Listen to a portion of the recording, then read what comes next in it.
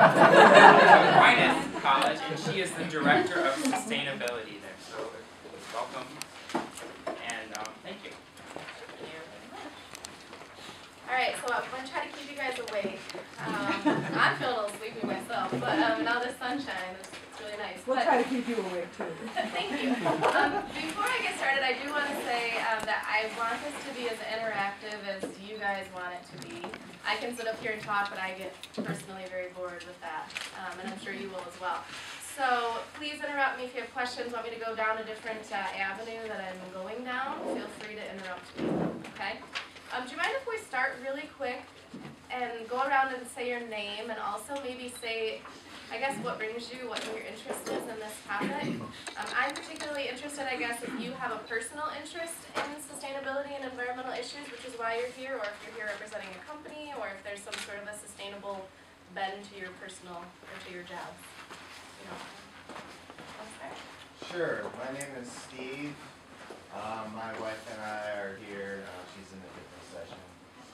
We're interested in ecological and economic sustainability, and we are looking to land as our eco-village. great. I'm Doug Jester, 5 Lakes Energy. I spoke this morning. Tom Stanton. My company name is the National Regulatory Research Institute. I do clean energy policy research for the 50 states. Oh, me? Sure. Okay. Pat is my name, and I'm just here to learn more that there is to learn, and it's not too late. Absolutely. Great.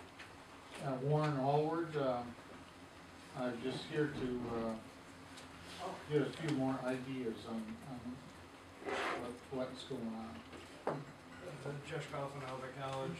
I'm a student government representative and sustainability chair right now, so I'm trying to get the change going for Eimer College. trying to change culture. Awesome. I'm Casey Aldridge. I also go to Olivet, and I'm interested in making Olivet a little more sustainable. So I'm interested to see what you guys have done. Okay. I'm Dr. Leah Knapp. I'm professor of biology at Olivet College, and I teach environmental science and environmental sustainability. I started our original recycling program on campus, but as Josh has indicated, we're having a lot of problems with compliance, and I'm hoping you guys can give us some insight on how to get people on board. You can try. My name is Ariana Smith. This is a personal interest. There's a lot that I can learn, and because I don't own my own home, like maybe get some cool ideas from this. Scott Warner. I'm here with the Western Michigan University Office for Sustainability, and I'm interested in reducing waste on our campus. My name is Mike Dukas. I also work at the Office for Sustainability at Western. I'm a senior double major in sales and marketing and environmental studies. I'm just here to learn some more stuff. So. Do you want to go next? Sure. I'm Mary Coburn. I'm a teacher and a farmer in Allegan, doing a lot of work around compost. I'm really excited about any schools and how they're transforming and the whole compost and the waste reduction. Jeff Rostow's just general interest. I'm Richard Gal, just personal interest in learning how to keep from having too big of a footprint on the world before I leave. My name is Jeanette Holmby. I'm just here for personal interest and curiosity, and I picked this session because I was just interested to hear what canon has been done in a college setting. Tommy Mayon, urban homesteader, community garden manager, and I'm interested in the institutional ways of doing the same thing. Okay. My name is Peter Estrik. I'm just here for personal reason, just to get to know new information. My name is Vladimir Kolar. I want to say we are from Czech Republic, and I'm here to learn how you do things here in the US. If you do better, we can learn from you. Or learn from our mistakes. We like your evaluation. I'm Susan Anderson from Sustainable BC, and I'm just like Leah learning, how to get buy-in. My name is Josh Irving. I'm from Grand Rapids, and I'm beginning to get involved with passive certified home building, so I was kind of interested in some of those programs. And I also saw that Aquinas has a degree program in sustainability, so probably in the wrong class, but I thought, you know, We do. to find out a little bit more about that. Eva Cantarella, I'm an attorney. I drove in from Rochester Hills this morning. I'm intrigued by the concept of zero waste. I don't feel like I know enough about it, so that's why I'm here. I'm Jim Brown. My company's Blue Ocean Concepts, which is basically plastic recycling. I'm also the supervisor of Hastings Cheddar Township.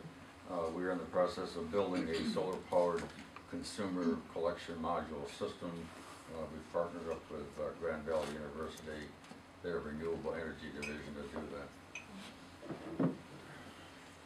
I'm Mike Moran. I have a farm in southwest Michigan and one in Chicago that we're starting at a high school. Very interested in sustainable models. Pete Robertson from Tillers International. I'm a small vegetable farmer. I'm here because my daughter is a student at Aquinas and is a junior in the sustainable Sustainable business? or no, I'm sorry, environmental studies. Okay. Yeah. And I'm here for fun. I love it. Joshua Schultz of Cedar Creek Permaculture.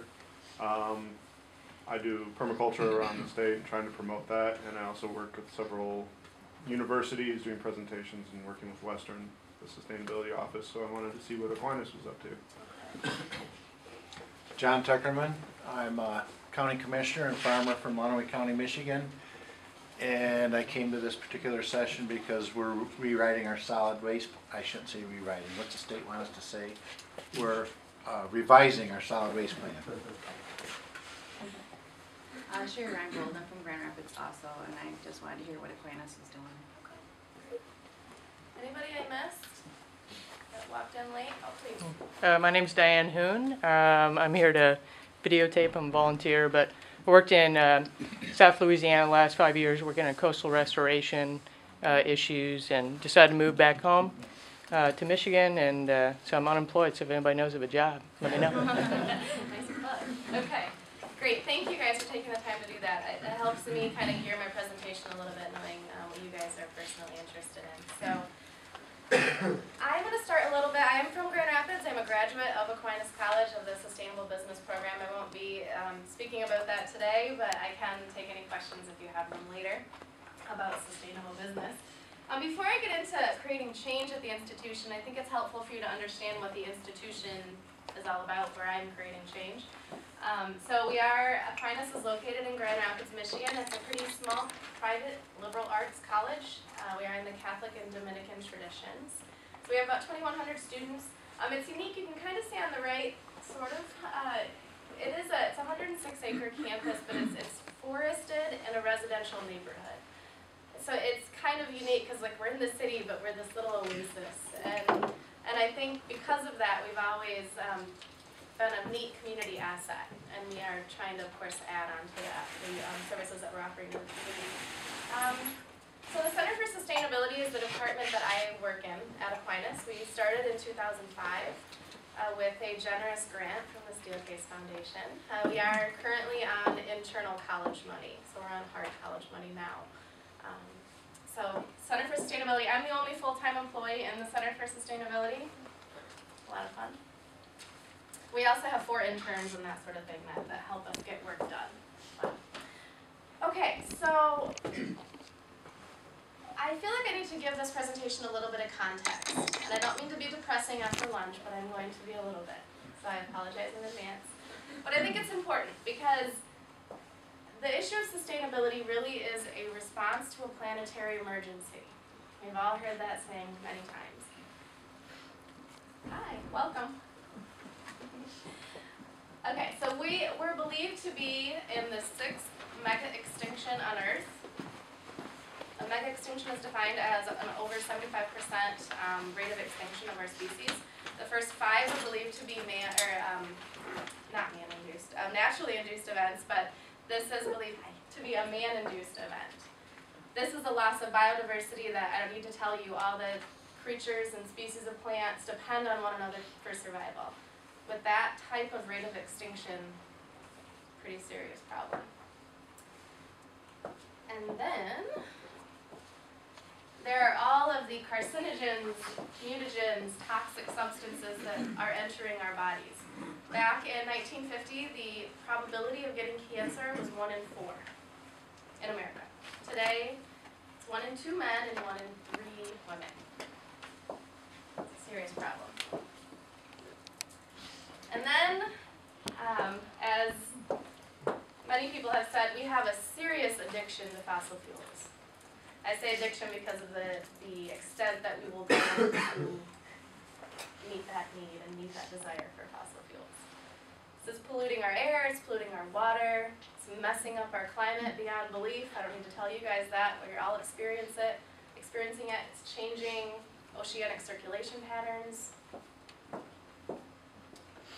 Melting glaciers, rising sea levels. I wanted to put a polar bear picture in there, but I decided again that'd go a little too far. Hurricane Katrina, of course, in 2005 was a terrible, catastrophic event. There was $81 billion in property damage. It was one of the 5 deadliest hurricanes in U.S. history. 97% of climate scientists agree, or I should say, will agree, that the climate warming trends that we're experiencing are due to man-made events.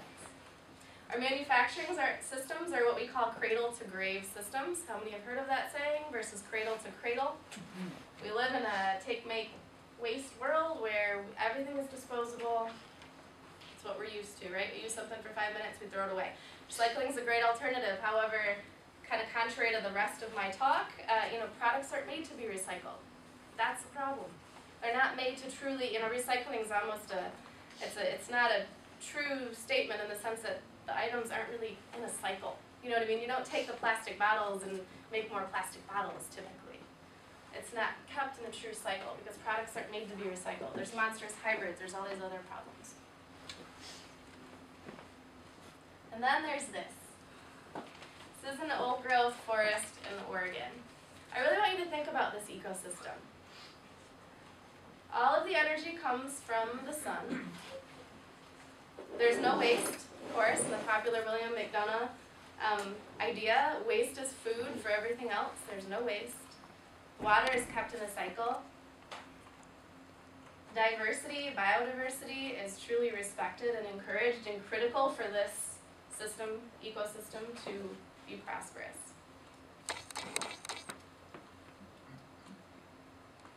And buildings can be designed like a tree. Buildings can be designed so that all of the energy that they need is produced on site. Water is kept in a cycle. Air is cleaned by the plants that are there. So I put in a little biomimicry example because I'm obsessed with biomimicry. I think I was a biologist. But so how many of you guys have heard of the Japanese bullet train in this story? A lot of you. So you know that I don't need to tell, I'm going to say it anyway. But so the bullet train, ridiculously fast, when it goes into a tunnel and out of the tunnel, it's going from air with different densities, so it creates this huge, it used to create this huge sonic boom, this thunderclap. It was really, really, really loud. The lead engineer on the Japanese bullet train happened to be an avid bird watcher and kind of had this memory of this kingfisher. The kingfisher can go from air to water, materials of 2 different densities, with just minimal splash to go down and get that fish. He thought, I wonder if we can redesign the bullet train via the kingfisher's beak. And that's exactly what they did. So the nose is redesigned. Now when it goes from the tunnel out of the tunnel, it no longer creates that huge thunderclap. So this is biomimicry, learning from nature, learning from a system that's been evolving for thousands and thousands and thousands of years. So in the words of Albert Einstein, we shall require a substantially new manner of thinking if mankind is to survive. We can't keep using the same ideologies, the same problem-solving techniques that we have used to create the problems that we currently have today. And this is how we're redesigning the way that we do work at Aquinas.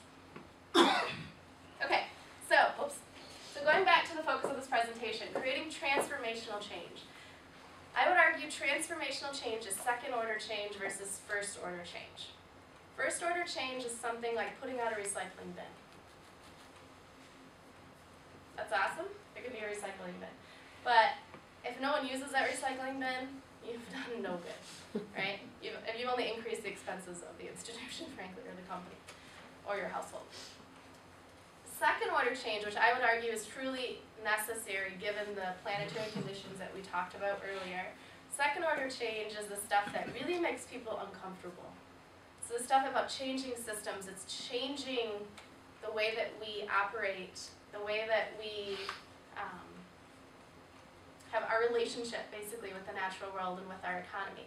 So a second order change type idea might be maybe you grow the food on site, you take the waste that you generate, it's composted and it's put back onto the farm. It's truly a circular manufacturing model, circular economy. That makes people uncomfortable, right? Because you're talking about really changing everything, changing where the food comes from. So the second order change is the stuff that we're talking about, the transformational change piece. So Aquinas has a zero waste goal of 2014. I laugh every time I say that, but we do. And it was a student-initiated project, believe it or not. We used to have a 2020 goal that we set with the American College and University's President's Climate Commitment.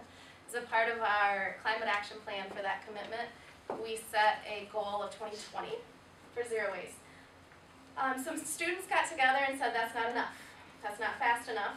If it's 2020, you're not going to start working on it until 2015 or 2016 or 20, whenever I retire.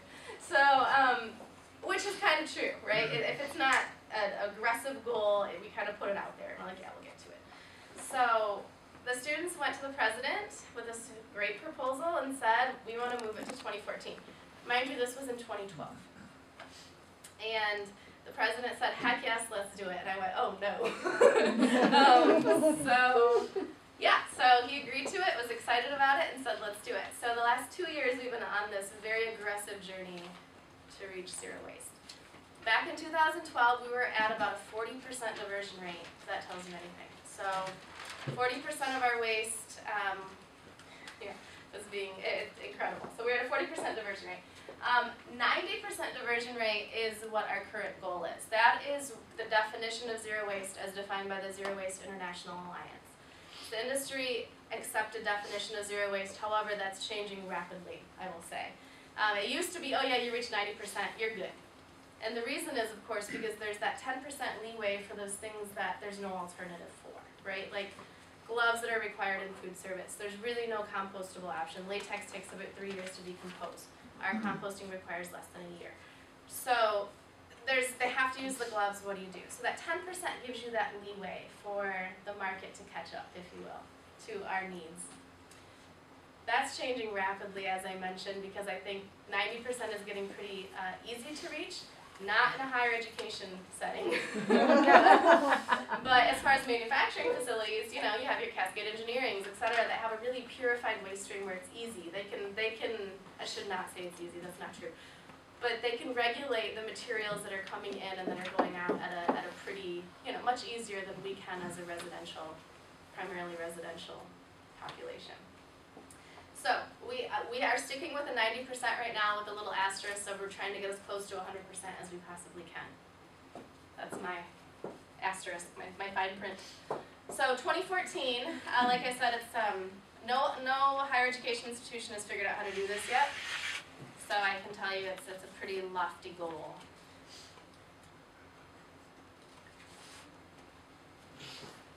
I should mention too, I've received some personal criticism from my colleagues out in the world of higher education because they don't see waste as a really high priority on the environmental spectrum. Climate change takes a pretty high level right now. Water issues, huge. As far as immediate environmental concern, those are much higher on the list than waste. Grand Rapids, we have a waste to energy incinerator, most, at the institution, and that's pretty substantial. And I'm with you, it is all tied together. It just is not a direct tie in our carbon footprint.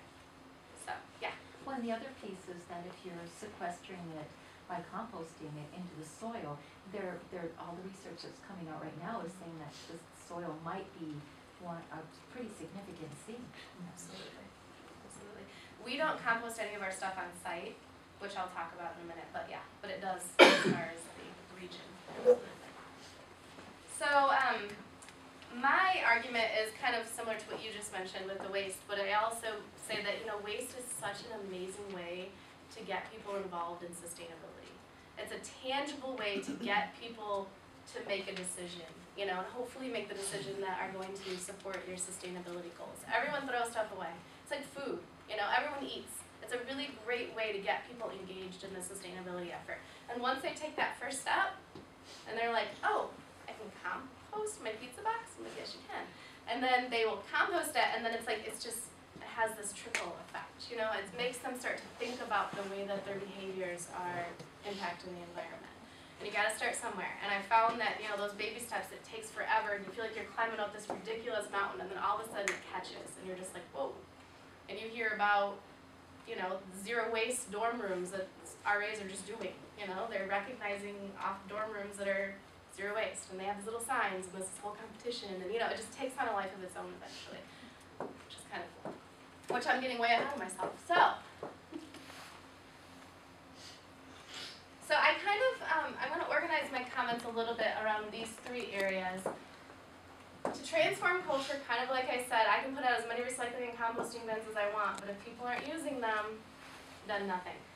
In particular, at a college or university, which I know is my unique kind of lens, but it is like a high school sometimes with students, and it's really funny that it's like if their friend isn't doing it, they don't want to do it. It's just bizarre. It's like they have their cliques, and it's like, no, that's not really cool. We're not doing the green stuff, So it's interesting that culture piece is so incredibly important in order to, get traction. So these three main areas, collection systems, social networks, and education, are kind of where I'm going to focus. Like I said, please interrupt me if you have any questions.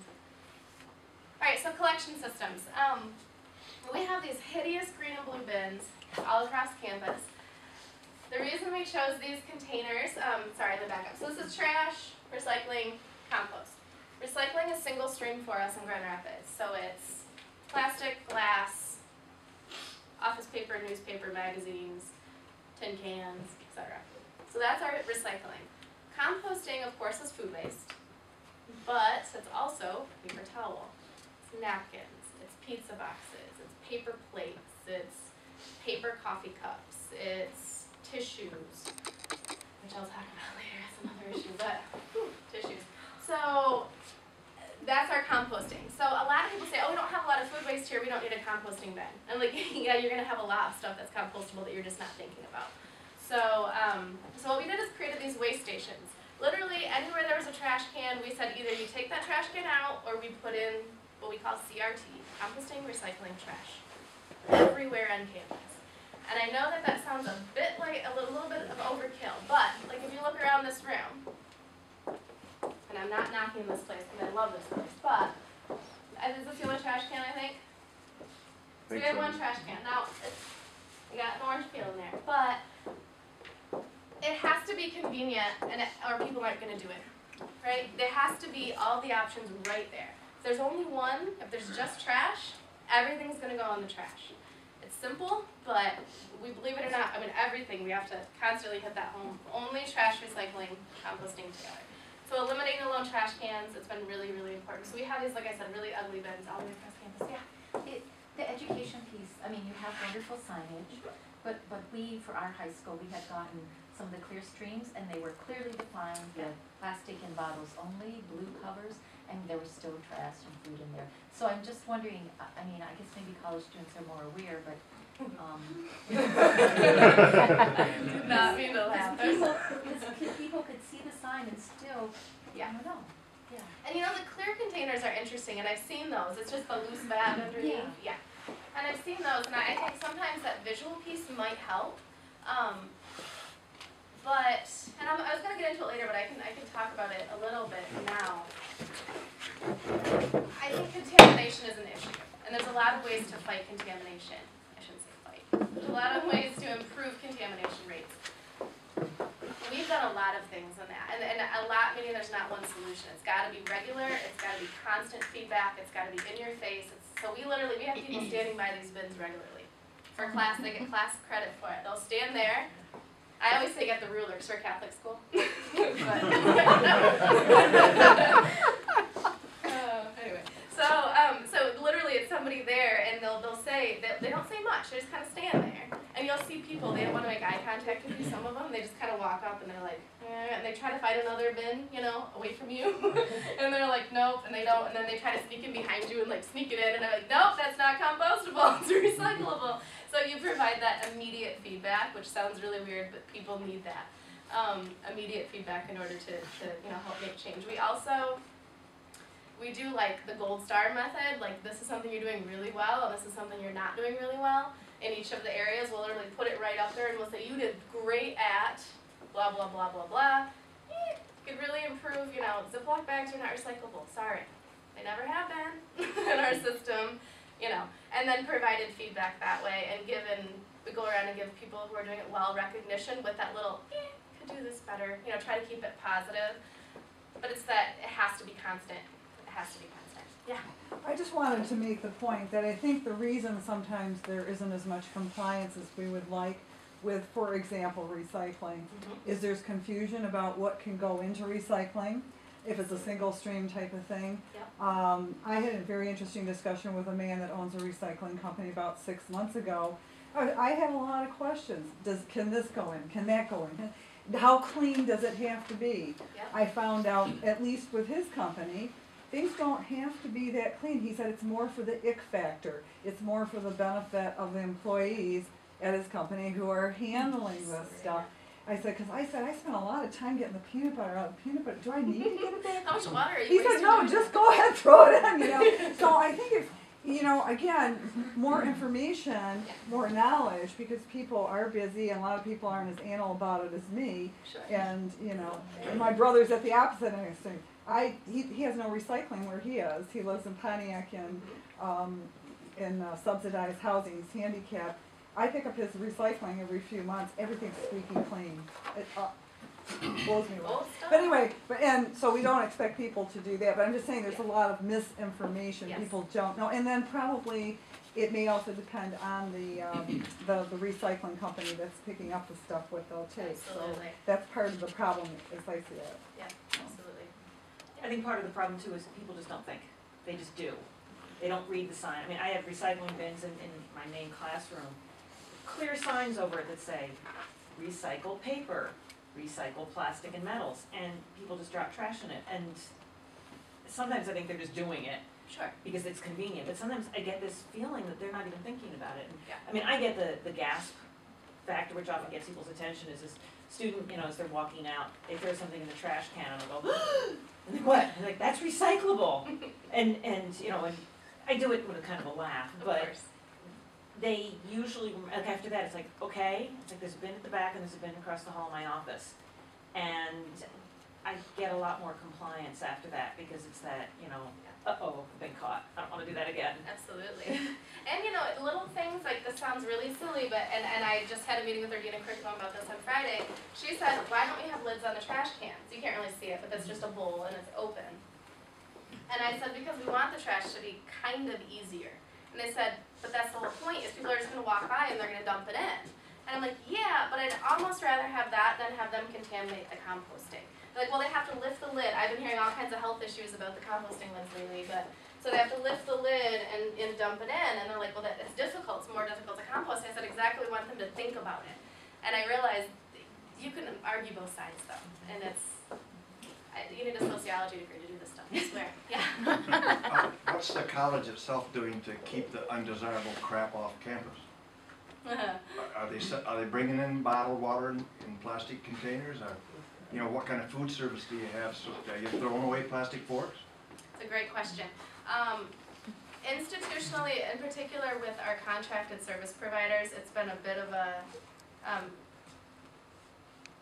It's been a bit of a challenge because of contracts and things. However, we do have like our dining services people are pretty receptive to this. Took some time, but they're there now. And everything that they provide is compostable. So the forks, the plates, it's all PLA, ASTM 6400 certified to be compostable. That's just one teeny piece of it, and I don't need to tell you that. I mean, there's packaging waste, which is huge. I believe it was Ford. Is the Ford person here? I think it was Ford. It was an automotive, big automotive company that literally any packaging waste that they would receive that was not recyclable or compostable, they would mail it back to the supplier. Yeah. Now, of course, we can't do that. We're a little Aquinas, so I guess we could, but they have the purchasing power to say, you know what, we don't want it, take it back. Love to be able to do that. Because the packaging in particular, we haven't come up with a good solution for. We are TerraCycling. Most of our, like, I don't know if you're familiar with TerraCycle. Anybody? What is Couple people. TerraCycle is a company that takes candy bar wrappers, chip bag wrappers, things like that, and they make products out of them. So it's an upcycling, as they say. So the end product is actually like a better quality than the original product. So they're making all kinds of things, backpacks and things. So they take like juice pouches. The list is really confusing. Literally, like by every bin, it's like this big. It's pretty funny. But it's like Brita water filters, writing utensils, personal care and beauty products, so like mascara tubes and stuff they don't have a solution for. They take all of that stuff. Toothbrushes. I don't know what they do with them, but toothbrushes. So we have been able to tackle some of your non-traditionally recyclable materials that way, but packaging has been a nightmare. And the problem is, we can't just say, nope, I want everything in blankets. I don't want it in whatever, like Illinois. But yeah. Have you seen any student initiative with regards to like divestment with companies like Coca-Cola, places like that? Have you guys seen anything like that at Aquinas yet? Absolutely. We have a student group that is pretty excited about that. They're a social action committee club. And we have a new CFO at the college, so he's got quite a steep learning curve. He's from like Black Hills, Virginia. I love Virginia, but they didn't even recycle. So it's a bit of a learning curve for him to get up to speed with this stuff, but it is on his desk and we'll see what happens. But we follow the bishop screening right now. We're not divesting quite yet, but we do at least screen our investments because Catholic stuff. Yeah. I would like to we have been working on a vendor policy, which I think is huge. If you can set a college or a company policy or whatever kind of policy that clearly says these are our expectations for our vendors, so that when you go up for contracts again, you can say, sorry, we want 50% of our stuff to be local and organic. If you can't meet that, then we'll find somebody who can. So that if you can create an institutional policy, a company policy, that's what gives you a little bit more nails. How that affects existing contracts is a little bit more tough because it usually means that you're going to spend more money out to meet that contract. Okay. Speaking of classrooms, we took the trash cans completely out. There's only been a couple other schools that I saw nationally that have done this, and I thought, why not? Let's do it. So, talk about second order change and making people uncomfortable. This is one of those. I approached the head of housekeeping early on, year and a half ago, and I said, look, we got to deal with the classroom trash issue. We only have trash in the classrooms. What are we going to do? And he knows. He said, CRT. And I said, you're right. I said, CRT or nothing. And he said, let's do nothing. And I said, you sure about that? And he said, yep, let's take them out. And I said, okay. So we took all the trash cans out of the classrooms, and we put these little waste station located in hallway signs, like right by the door. We made sure that there were waste stations within 20 feet of the door, so it's not like we were sending them on a maze to get to the waste station. I'm surprised, the biggest win for this, I will tell you, talk about baby steps, is our supervisors in housekeeping were screaming about this. I mean, they were like, this is terrible, people are going to leave trash everywhere, it's going to be a mess, and I said, they're not animals. Like, they're going to just, smash banana peels into the floor, and and it was interesting because I said, you know what, just do me a favor and let's try it. If it doesn't work, we'll put them back in. Let's just try it. Let's do something innovative, something different. Let's just do it. So So they finally did, and then about a month later we talked and they said, I can't believe it, but it's working. And I said, awesome. And I said, okay. So then the next time I went to them with some crazy idea, they were more, I said, you know what, that worked. Let's try this too. If it doesn't work, we'll try something else. So it kind of, I think it's, in nature, we just don't want to take risks. We're like, no, that's scary. I don't want to go there. So if you can kind of put those little successes in and show those successes and get people to be open to some of these changes, that's a big part of that culture shift too. Because no one likes change. We did targeted collection, material collections. This is in all of our bathrooms, where we did paper towel collections for composting. This is one of the very first projects that we did. Cool thing about this is, once again, getting it to be a part of the culture. People who could care less about sustainability it was hilarious. They're like, they would walk by and they come to me and they go, I saw paper towel in the trash can. How hard is it? There's a sign. There's a bin. It's right there. Why is it in the trash can? And I said, exactly. And then they were running around yelling at people. I didn't have to do it. They were the ones that were excited about it. So, once again, just demonstrating those early successes. Yeah? Gotta ask. Yes. Why are you going there anyway? Why don't you have hand dryers? Very good question.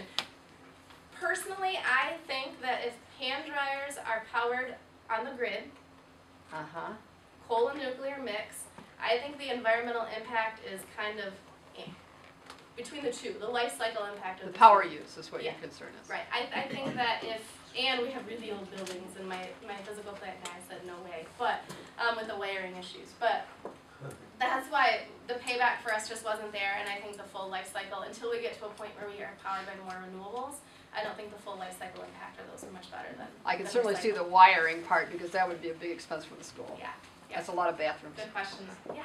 The other question I have is a physical one, is because usually with the trash bags, you know, the ladies go around, or the people, the janitors, and they have their little bags, and then they put a new bag, and they have some bags in the bag, but you don't have bags, so, because the bag is, you know, plastic.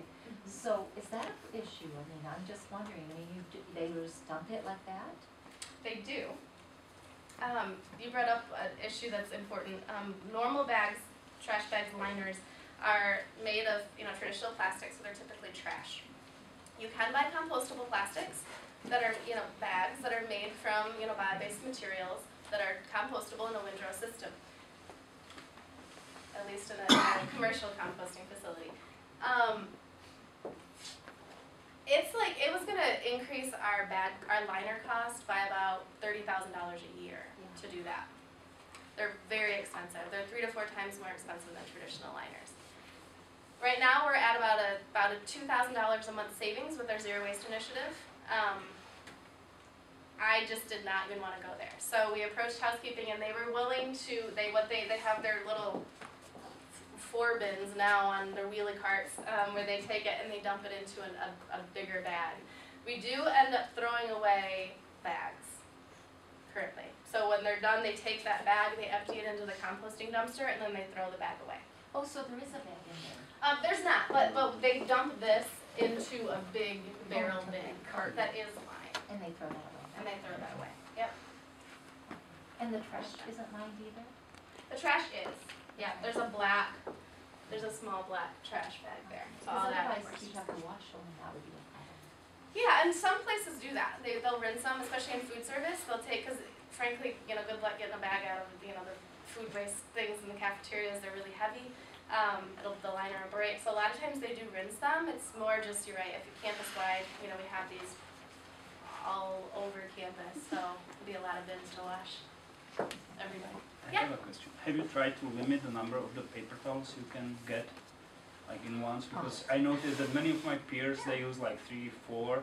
I need 1, and I'm okay. So. That's a good question. And I always get, people laugh at me because my hands are always wet when I leave the bathroom. I'm like, how do you dry your hands? Anyway, no, we haven't, to answer your question. We certainly haven't. We've made paper products limited to our residential students, somewhat, because they like hoard toilet paper and things, but we have had to limit some of our paper product availability, but we haven't limited the use by any means, no.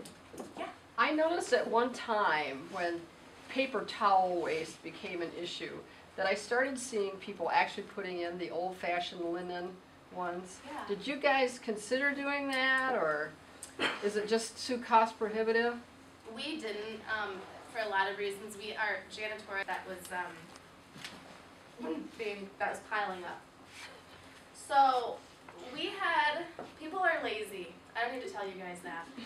And we had e-waste recycling, electronic waste recycling. We used Comprenew Environmental, which is a nonprofit. I called the DEQ, made sure they were good, one of those situations, because e-waste makes me nervous. And then we had this e-waste collection for the last 3 or 4 years, I want to say, in one of our buildings on campus. I literally, a year ago, I would have somebody walk up to me and go, "We have electronic waste recycling?" I'm like, "Yeah." We have for 4 years, and it's over, in this building across campus. For some reason, we have 34 buildings on campus. No one reads posts ever, so it's like impossible to. It's really difficult to, get that information out. So we decided, okay, apparently we need to make it more convenient for people. 1 building out of 34 for electronic waste is probably not enough, because it needs to be easy. It needs to be convenient. So we developed what I call special collections. I'm sure there's a better term for it, but I call it special collections. These are all of our trash rooms and all of our residence halls. So like our big residence halls have these whole rooms that used to be a bunch of trash cans all lined up. Students are required to bring their trash out, dump it into the trash rooms. So we of course added recycling and composting and took some of the trash cans out, because I think there's way too many trash cans around in general. But we took some trash cans out, added composting and recycling, and then we added the shelf, which is for things like ink cartridges and batteries. Okay, so we already had that across campus, but it wasn't at their point of disposal, right? It needs to be right in their face. Styrofoam, we recycle our styrofoam with DART. They take it for free. We just have to drop it off to Mel Trotter downtown Grand Rapids. They recycle styrofoam. The cool thing about that is it can be dirty styrofoam, which is really gross if you do like fish packaging and stuff, but they'll take food soiled items too. So we definitely don't encourage styrofoam, and we rarely see styrofoam on campus. But occasionally someone comes in from Speedway with their coffee cup that they grabbed that's a styrofoam product. So we provide the containers for that. I think that's electronic waste. TerraCycle here, which as I mentioned is candy wrappers, candy bars, chip bags, all that stuff, snack bags. And finally we have a Goodwill collection. Goodwill will take pretty much everything. So they caught wind of the Zero Waste Initiative and were pretty excited about it. So they provided, we do that, but then we also have the big containers in all of our lobbies of all of our buildings for a Goodwill collection. And they have an outdoor bin on campus for us. So the one thing I will warn anyone who wants to start TerraCycling, it's really cool. We also have TerraCycle containers at all of our vending machines. It's really nice, it's convenient, it's free, but you do have to, I mentioned several categories of items: Brita water filters, writing utensils, personal care and beauty products. All of the items, we collect all of them in this bin, and all of the items have to be sorted by type and then mailed to TerraCycle. So my intern turnover rate with that job's pretty high. I don't need to tell you. So yeah, so it's nice, it's convenient, but I'll be honest, when we first started this program this fall, I had no clue how much we'd get. We also put these in the apartments, which is what this is basically the same thing, the special collections. And I had no idea what to anticipate. Well, they drop off 2 huge clear plastic bags pretty much every day to our office to sort through and mail to TerraCycle. It's a big job. We don't even have the sorting place for it, so my poor interns do it in the office. It's quite an ordeal. But so that's the one kind of thing I will say. It's nice. It does help you divert more of your waste, but it's a lot of work. Yeah, I don't know if you're gonna get to this. Incentives. So are you gonna get to that? Kind of yes and no, but go ahead. Okay. Well, I mean, it just seems to me, so like e-waste is a very profitable stream for businesses. So it's like, if you could convince students, because a lot of people, I mean, we kind of, in this room, we're like preaching the choir, we're all here for a similar reason, but a lot of people could really kind of care less right now. So it'd be interesting to see if you could get some of these companies, especially like e-waste companies, are they paying you for this waste? No. Okay, so like, if you could like set it up so where they were paying you and you're reducing tuition costs, and like, you know, Tie it in. yeah, right there, I mean, I don't know, I just didn't know if you guys were doing it or not. We've bounced that idea around a lot, and every time it comes up, it's about the same time we're announcing a tuition hike, which is just bad timing. So we have thought about it. Our EWaste is a little bit different just because we have a personal connection with the company that recycles it for us. They have a after school for inner city kids, like academic Enviro Academy thing, and we developed the curriculum for them, and so we have this relationship to where they take it for free. We just kind of say go for it, whatever, and they do the hard drive to They're a instruction. nonprofit. They are. Yeah, it's a part of Worldwide Christian School. So that's why we do it. But I'm with you. I know that there are services that we could, get payment for it. But we actually don't have a lot of e-waste because we lease most of our equipment. So all of our computers and printers and all that stuff is leased. So they just take it right back, which is how I prefer it. I don't want to deal with it. So, but yeah, and we have tried to link energy use more than waste because honestly, waste is not very expensive for us. In the grand scheme of things, waste is a teeny part of our budget. So we have been linking energy use in particular to tuition. Any other questions? Okay. You know what though, as far as incentives, I do want to say there are little incentives that going back to my sociology degree that I need to have. We do make little things like the apartments. The way that the apartments work is that students who, if they go down to the lobby, they have special collections, recycling and composting. They don't have a trash can. So they have to take trash outside to the dumpster. So we've made recycling and composting easier for them and trash more difficult. It's a little thing, but you'd be surprised. It has a pretty big impact, and people are like, oh, I gotta go all the way outside? No, hold on, wait, what do I have in here? And then they'll, think about sorting it out. Is your contamination rate, kind of skyrocketed from that? No, believe it or not.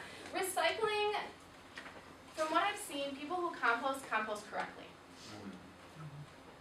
I'm not sure the sociology behind that, but if they're choosing to put it in the compost bin, it's usually right.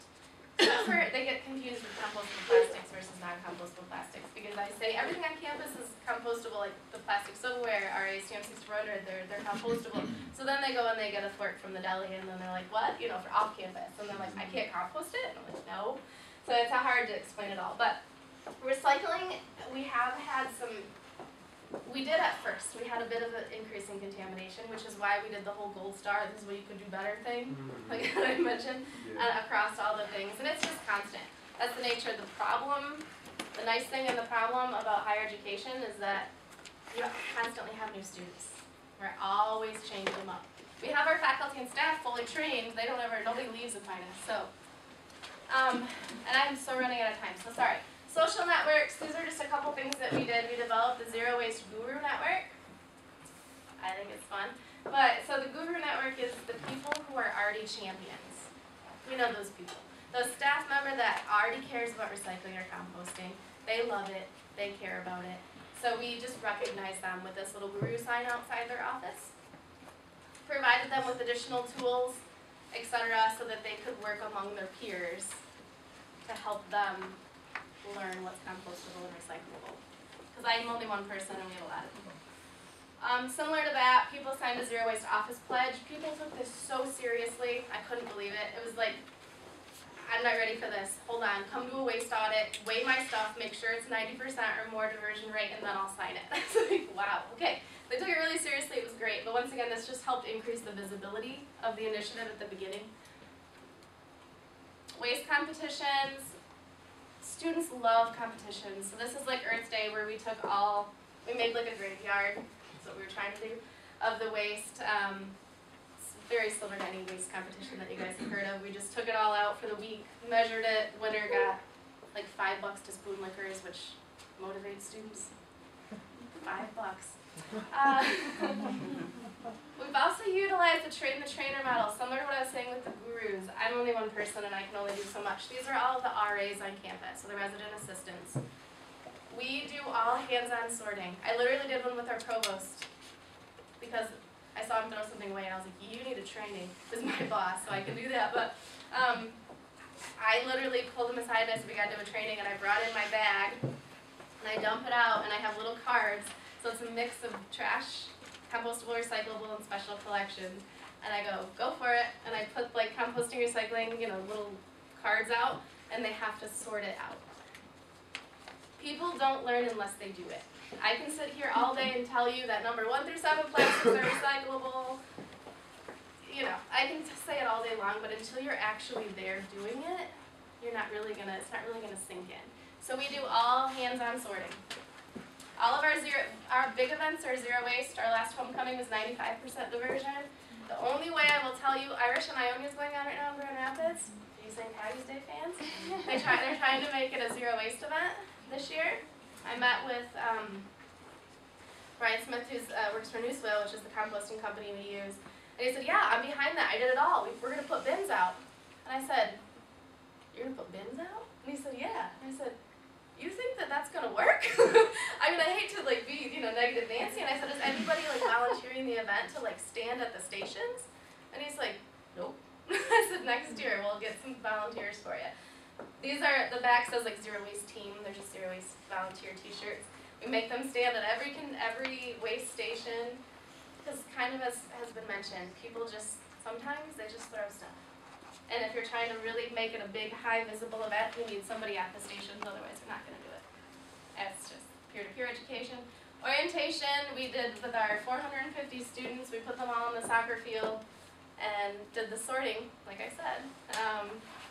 We did it as a relay, so it was super fun. So they had to run down, and anyway, it was just insanity, but it was so much fun. And you know what's cool about this is I will tell you, I've heard from all of our upperclassmen, first-year students are pushing this now. They're pushing their upperclassmen peers. It's crazy, because it was a huge part of orientation this year. We finally were successful in making it a part of those consistent messages. Because if they only hear it from me, people get sick of hearing me talk. I get sick of hearing me talk. So it needs to be, you know, a part of the consistent message of the institution. So she looks confused. Well, I'm out of time, so I'm not going to talk about everything else. It's our community garden. Just got paved over, so we're moving it. But. And we have a bike rental program. That's the tandem bike that was my idea that has never been rented once. Okay, so there's my contact information. Sorry I rambled on a little longer than I wanted to, but you guys have great questions. So if you have any follow-up, there's my contact information. Feel free if I have a resource. I'm more than happy to help. So, thank you.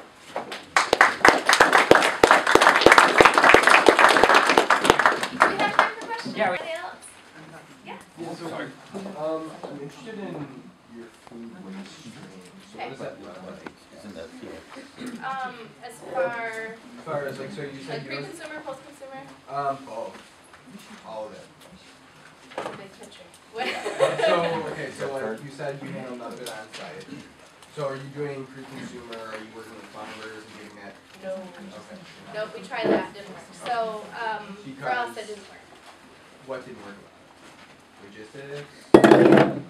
Kitchen issues, it just became a problem. Okay. So, all of our composting goes into composting dumpsters. Okay. And then they're emptied just like our trash, Okay. twice a week. So, it's all mixed together. So they literally just have buckets. And they do offer the option in front of the dish rooms for students. I'm speaking of just the cafeteria right now. They do offer buckets at the front where they can scrape if they really want to. If they don't, then it goes to the dish room and then they scrape. I do sorting for all the kitchen staff too, my hands-on training. And then all of that, pre-consumer, post-consumer gets mixed, gets dumped in the composting dumpster, along with paper towels from all across campus. Everything goes in there. And you said you work with a company called New Soil. New Soil, and are they in Grand Rapids, or? They have a couple locations, Zealand, Byron Center. Spurt Industries is actually who owns the composting facility. Okay, Spurt. Okay. And they just do large mineral systems. Mm-hmm. Yep. And now does cows see any of that soil implemented on their campus? No, great question though. Because we're doing raised beds, like I had mentioned, my community garden was paved over. So we're relocating the garden and we're doing raised beds, square gardens this year. And we're gonna contact them to see if we can get some of the soil, because I thought that would be cool. Yeah. They sell it back. What's that? They sell it back. They do. They sell it at local nurseries and things as topsoil compost. depending upon which site, because they do have different, there's only one site that has food waste, the rest is like yard waste, depending upon what they're doing, Yeah. so, yeah. How do you get the employees on board? That's a problem we run into as much as anything is, I mean, in the copy room, we've got a trash can and a recycling bin. And I'm forever pulling stuff out of the trash can to put it into the paper recycling bin right next to it. I mean, how do you get employees on board? I mean, even the people the housekeeping people that are supposed to be emptying Yeah. recycling bins, they'll often, I've seen them put it in the trash. I totally understand, and I'm gonna say it has to come from the bottom and it has to come from the top. It always does. If you don't have the leadership support for that, you're gonna be spinning your wheels, because that's where I was honestly for the first 5 years of my job, spinning my wheels. And you can only do so much from the bottom up, especially if you have anybody that's creating obstacles, the middle manager level. So, the Guru Network, things like that, identifying those champions and empowering them to peer pressure. Frankly, peer pressure works. I go through offices sometimes with chocolate, and I bribe. I will admit that I bribe. And I go in, and if I'm like, mind if I look at your trash can? And luckily, I have good rapport with most of the people at Aquinas, but you mind if I go through your trash can? And they're like, come on. I'm like, I got chocolate for you. And they will. And they'll go through and I'm like, hey, come on, this is recyclable. And they're like, really? And I'm like, yeah, we've talked about this. And then I'm like, all right, thanks, here you go. And then I go on to the next one. So it's that culture building. You have to keep going at it. And unfortunately, it has to become a part of the messages that they're hearing from their bosses, the middle managers. Yeah. I'm curious, for the zero waste events, how many volunteers did you have? Did you guys do it for baseball games, football? And I was curious. We don't have football.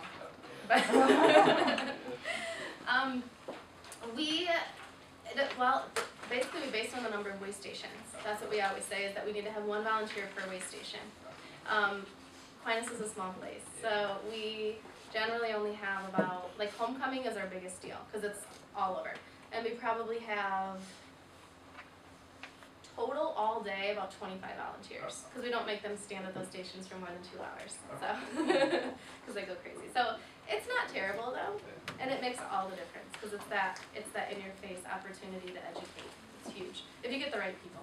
Sometimes they get a little, you don't want that. Time for one more question. Oh, sorry. I think if you make it fun, that's the key. Yes. It totally is. Yeah. And in our community, get going with the kids. You're in a different environment, but if you get the elementary kids, it's like stop smoking. It went right home to the parents. Yeah. But my question was, I came in late. Do you have an odor issue with those organic bins sitting around in the hallways and stuff? Oh my gosh, good question. Is there a plastic liner in there? I couldn't see. There is a plastic liner. It's a traditional petroleum product that we throw away. So they have to empty the So that's degradable then? It's not. It's they not. take the Okay. plastic bag and they empty that into the composting dumpster, and then they throw away the plastic bag. Okay. Less than ideal. How often is that done? It's supposed to be done every day. Okay. And that was part of my wheeling and dealing with the trash cans classroom proposal I talked about. I said, hey, you know what, if we take the trash cans out of the classrooms, you guys have more time to tend to the waste stations that we created. Wheeling and dealing. Yeah. It's supposed to be emptied every day, I'll tell you it's not. And the reason is because if the composting bin only has like this much compost, housekeepers don't want to empty it, which makes sense, because they don't want to take it out, put a new liner in, and that's a huge impact on our waste stream. So they tend to leave it, and then it gets stinky. And frankly, it's a sealed lid. Right. Aerobic, yeah. it gets stinky. Even faster. There's no air. So then somebody opens it, it's like the whole hallway stinks, and then I get the email. So How about flies? fruit flies, it depends on what building you go in. My floor is bad because that's where all the TerraCycle goes. And so we have like juice boxes that are sitting there. So yeah, but usually no. Like I didn't cover this, but all of our apartments have composting crocks, which are little urn looking things that are ceramic and they have a carbon filter on the top. Oh, yeah. So that helps keep the odor out, bugs out, etc. All of our composting is covered, so it's not a real problem. And does your service come in like daily to do the big dumpster? Every other, like twice a week, they do. Twice a week. Is The that squirrels an eat issue? those. Do you find that to be an issue in the summertime and stuff, or? Believe it or not, no. Wow. Not any more than the normal trash can. That's what I always tell people when they start talking about it. I'm like, it's no different than a trash can sitting there. Huh.